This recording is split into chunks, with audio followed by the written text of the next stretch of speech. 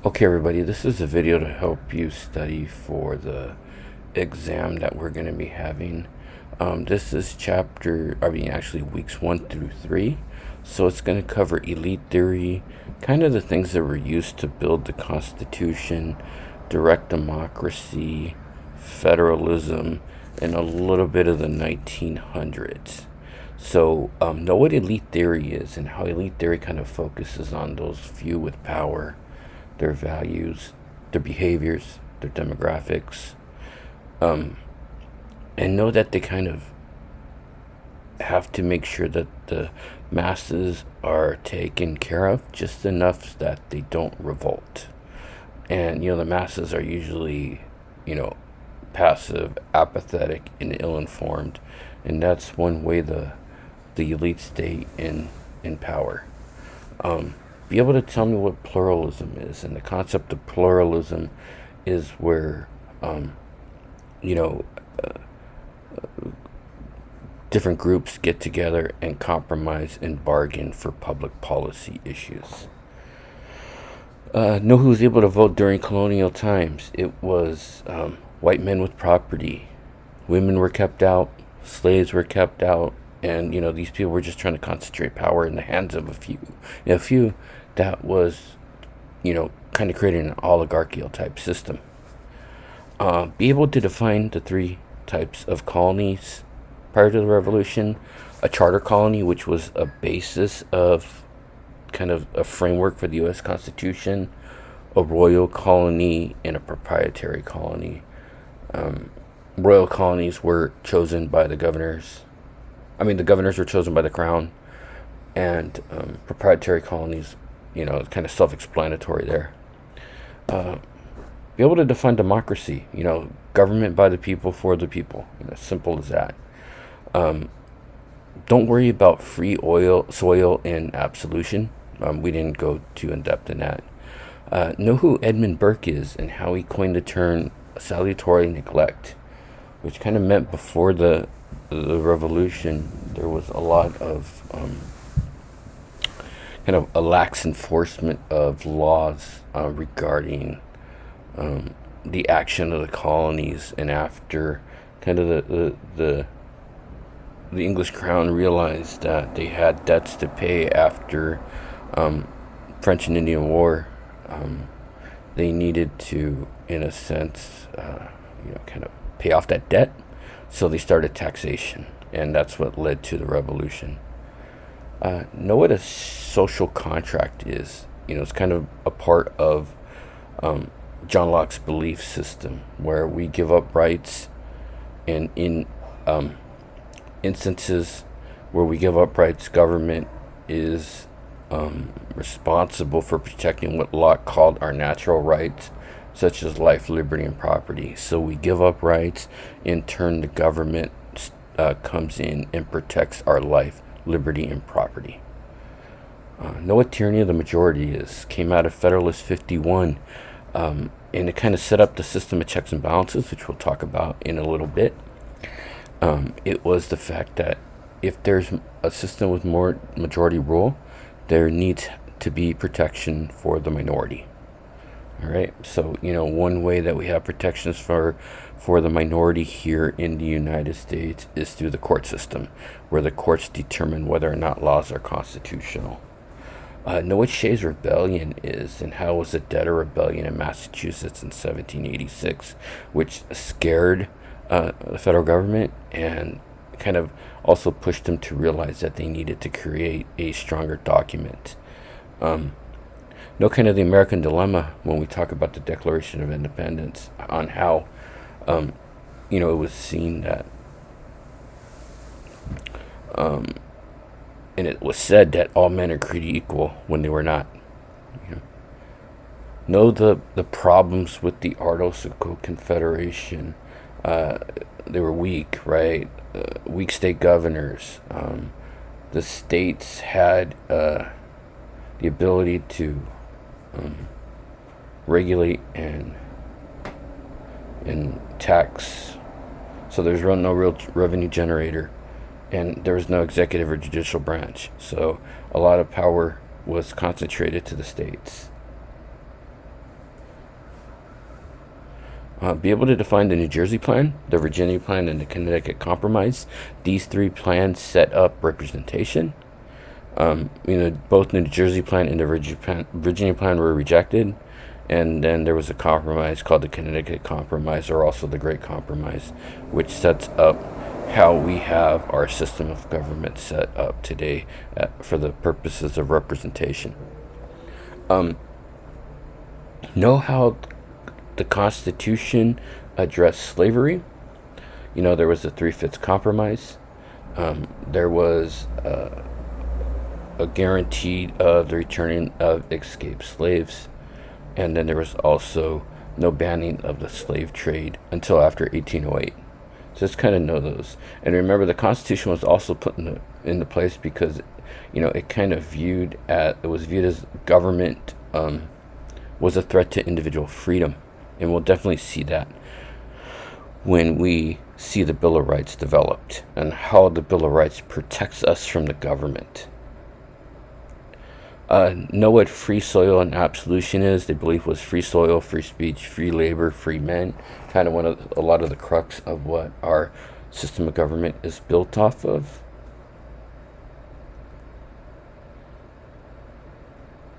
Know the term popular consent. That's another one that I want you to know, which means that a government must derive its power from the people, and it's called popular consent because remember, we consent to the government's laws, but the government has to protect our life, liberty, and property. Know what Federalist 51 says and what Madison said about the tyranny of the majority and the need for checks and balances. One of the things that is important to understand is that the system of checks and balances are put in because if men were angels, we would not need government. So basically, it's the fact that, I think people are naturally prone to competition and naturally prone to conflict, and that what causes people to maybe look out in their own self-interest. And we need a system so government can't be too powerful, or sections of government can't be too powerful. Remember, elites also kind of, really believe that this also helped, along with the Constitution, protect individual liberty. So the Constitution did definitely set up a system, when we kind of talk about elitism, where the role of the masses is going to be limited and indirect. All right, so remember that at that time, the only thing that the citizens could vote on was the House of Representatives. The senators were chosen by the state legislature. That was changed by the 17th Amendment. And also, the president was chosen by the Electoral College, which is something we still have today. Okay, know a little bit about direct democracy also. Know voting criteria. Know the numbers of percentages that you need for signatures with regards to getting a petition for a constitutional amendment to the California Constitution, or passing a law in California. So just know the nuances. It's 5% to pass a law, to get a law on the ballot. It is 8% to put a constitutional amendment on the ballot through direct democracy. And generally, if we want to raise a tax or get rid of a tax, you need, and that proposition it is put forth by a citizen. You only need 51% vote to do that. One of the more interesting propositions is Prop 13. Remember, Prop 13 limited our property tax to 1% of our assessed value. Okay, know the system of checks and balances and how the balances side is designed to make majority rule, but as long as it doesn't interfere on the rights of the majority, much like what we talked about with Madison. And one important thing right here, take a look at this, where it says what branch is supposed to be more powerful. They're not. They're supposed to be equal. So no one branch is supposed to be more powerful than the other. All right, so I want you to remember that. Know the checks that the executive branch has. The executive branch can issue an executive order. The executive branch can determine whether can veto a law that is passed by the legislative branch. The legislative branch can check the executive branch by overriding that veto, and they also confirm senators. The senators sorry, let me back up. The senators confirm appointees that the president makes, whether it's Supreme Court or cabinet. The judicial branch has the effect that was given to them through Marbury versus Madison, where they can give themselves the power to be the final interpreter of the Constitution and determine whether or not a law is constitutional. That can be checked by the legislative branch by instituting a constitutional amendment, which is set forth in Article 5 of the Constitution. But remember, it doesn't happen that often. All right. Remember, each branch is going to be completely independent of the other. Not one branch is supposed to be more powerful.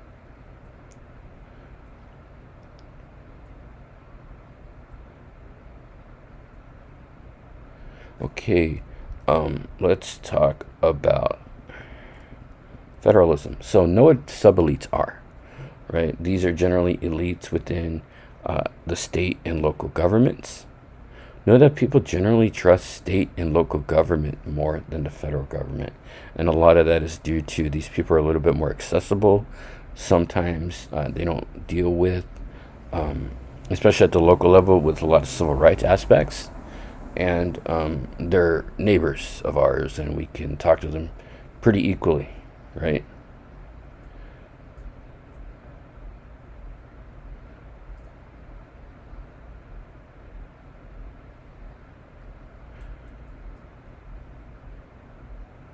Know that people generally trust state and local government more, like we said.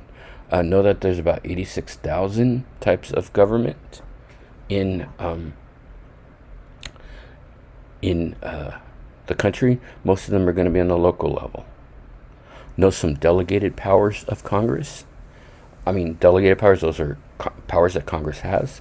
Things like the power to raise a military, the power to engage in treaty, the power to engage in war, the power to print money.